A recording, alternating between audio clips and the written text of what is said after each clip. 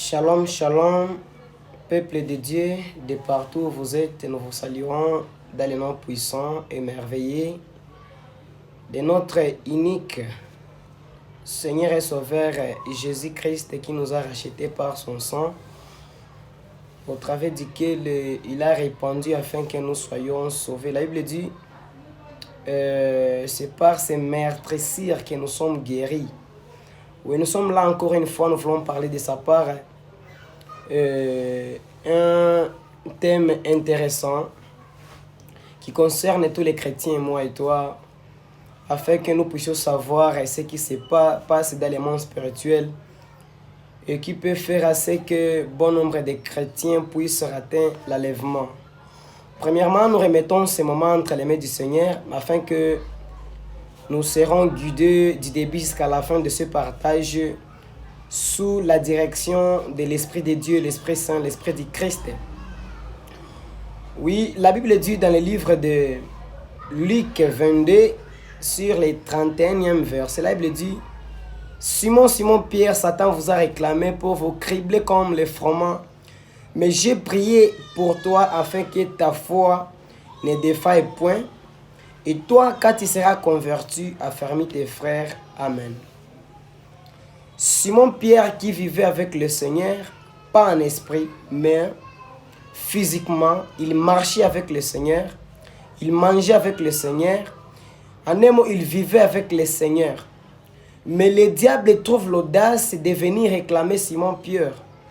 Et il y a bon nombre de chrétiens qui pensent que parce qu'ils ont crié dans le Seigneur Jésus-Christ, le diable ne peut pas les réclamer. Non, ce qu'il faut savoir, c'est la réclamation. La réclamation, dans un autre terme, ou le synonyme du mot réclamer, se demander. Le diable demande Pierre pour lui cribler comme du froment. Pourquoi le diable demande Pierre? Pourquoi le diable n'a pas peur de Jésus qui marche avec Pierre pour à la fin des comptes demander Pierre? C'est parce qu'il y a d'autres choses qu'on peut faire dans la vie chrétienne sous prétexte que nous ne serons pas, le diable n'aura pas une main mise sur nous parce que nous avions crié dans le Seigneur. Le diable a réclamé Pierre. Si nous poursuivons très bien les versets que nous venons de lire, le Seigneur dit afin que ta foi ne défaille. C'est quand on arrive à perdre la foi, le diable peut te réclamer.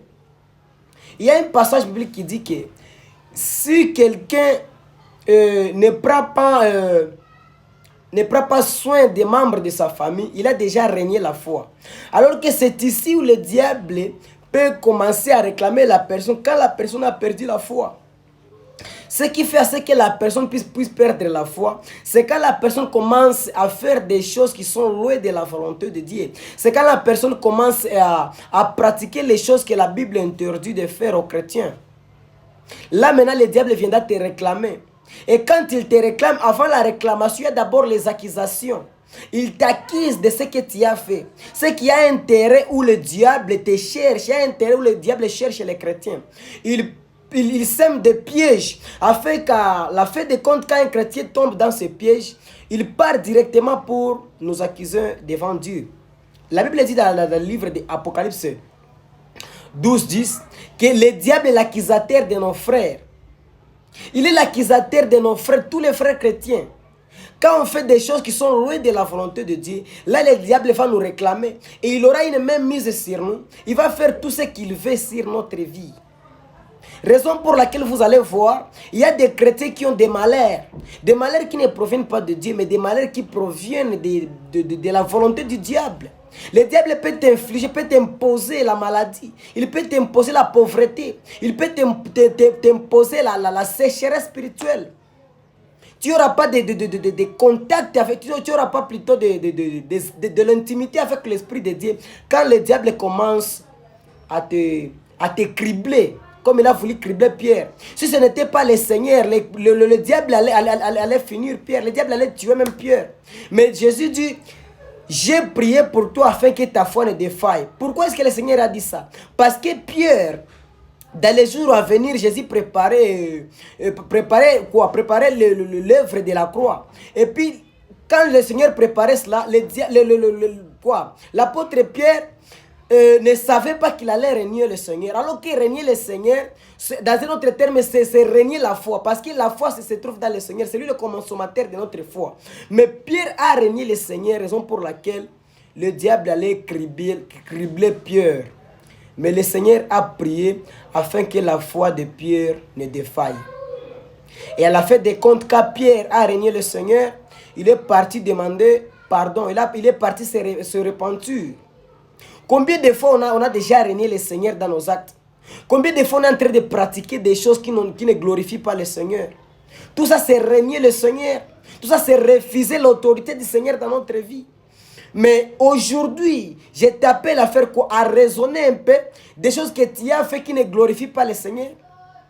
Qui ont fait assez que tu puisses régner la foi, qui ont fait assez que le diable puisse te réclamer. Il y a d'autres gens, le diable ne peut pas te réclamer parce que tu joues tous les jours dans son terrain. Tous les jours, tu pratiques ses œuvres. Il viendra réclamer ton âme lors de ta mort. Si ce n'est pas la mort, tu rateras l'enlèvement parce qu'il y a des accusations du diable sur ton âme. Mais pour échapper à ces accusations, le seul chemin, c'est se repentir, retourner au Seigneur. Quand tu pratiques la masturbation, sache que le diable va te réclamer. Le démon de la masturbation va te réclamer. Et puis c'est un géant démon qui est au-delà même du démon de l'impudicité. Parce que quand on fait la masturbation, c'est un péché que tu es en train de commettre avec les esprits. Tu raisonnes à quelque chose et puis tu pratiques l'impudicité spirituelle. Reviens au Seigneur Jésus-Christ afin que les réclamations du diable ne puissent pas avoir des effets dans ta vie. Quand tu vis l'impudicité, tu vis les mensonges. La Bible dit que le père du mensonge, c'est le diable. Quand tu pratiques les mensonges, c'est que tu déclares que tu es son enfant inconsciemment. Et le diable te réclamera au travers de ces mensonges que tu es en train de vivre. Mais le jour d'aujourd'hui, l'amour du Seigneur nous appelle à nous repentir, à revenir au Seigneur, comme Pierre l'a fait. Judas, lui, n'a pas fait cela parce que peut-être que la réclamation du diable lui a fait qu'il puisse mourir parce qu'il avait déjà eu la sémence du diable en lui. N'attends pas que la sémence du diable puisse te dominer. Mais répands-toi afin que le Seigneur puisse enlever cette sémence du diable en toi et mettre le Saint-Esprit en toi afin que le Saint-Esprit puisse te donner la force de vaincre au péché. Parce que le diable doit réclamer tout celui qui joue dans son terrain. Le diable réclame tout celui qui commet le péché. Le diable accuse, après l'accusation, il réclame, il demande afin de jeter tout celui qui commet le péché dans les temps ardents de feu.